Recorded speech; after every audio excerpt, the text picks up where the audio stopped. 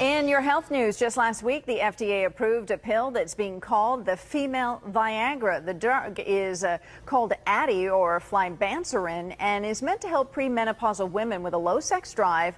So how does it work and what are some of the potential side effects? Dr. Mitchell Goldman is here now, as he is every Tuesday, to talk more about this new pill. Thanks for being here. It's great to be here. Well, Dr. G, it's called Female Viagra, but truth be told, this is a very different kind of drug than the male version. Addyi was originally developed as an antidepressant, so we're talking about more of a brain-altering drug here. Explain the difference between the two. Well, it's a big difference. Essentially, Viagra just allows a man to maintain an erection. Has nothing to do with a man's sexual desire, but Addyi actually works, as you just said, as an antidepressant, and so they found in doing studies on antidepressants that about 10% of the women also had an increased sexual desire. And even though there's a lot of side effects with it, and it really isn't a great antidepressant, it was about 10% better than placebo. And so this is now a drug that premenopausal women can take to increase their sexual desire. I'm not sure that's a ringing endorsement with just at 10% better than a placebo, but this wasn't approved overnight, Dr. G. It was turned down a few times, mainly due to concerns over potential side effects. Right. What are those? And the side effects are actually real. You can develop dizziness, sleepiness, nausea, fatigue, insomnia, dry mouth. That's just some of it. And interestingly, when they tried to go through the FDA to get it approved, they just didn't test it on women. They actually tested it on men. So it's very interesting and political of why it got approved. But what I'm concerned about is it's really not the premenopausal sexual desire that we should be concerned about.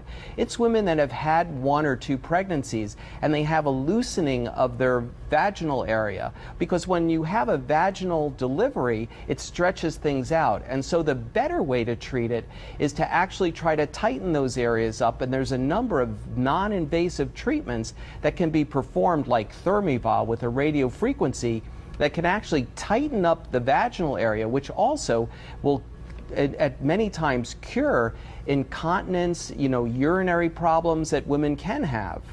And so there are also some natural alternatives, aren't there, that to try and increase your libido? Because to me, this seems like a much more complex or steeper hill to climb for women than it is men. It really is. And some of the natural ingredients like maca and ginseng and ginkgo biloba probably have about a similar efficacy to the Addyi pill. And so those are things that sort of stimulate your sexual desire. Oysters really don't do it. But in the woman that has had 1 or 2 babies from a vaginal delivery, the most important way is actually to tighten up that area to reestablish the normal collagen or stiffness, and that will actually bring more to sexual desire than just taking a pill. And Dr. G, real quickly, is there a danger in calling this the Female Viagra because it is so vastly different? It's politics and it makes news, and people know what Viagra is, and so that's why they're going to call it that.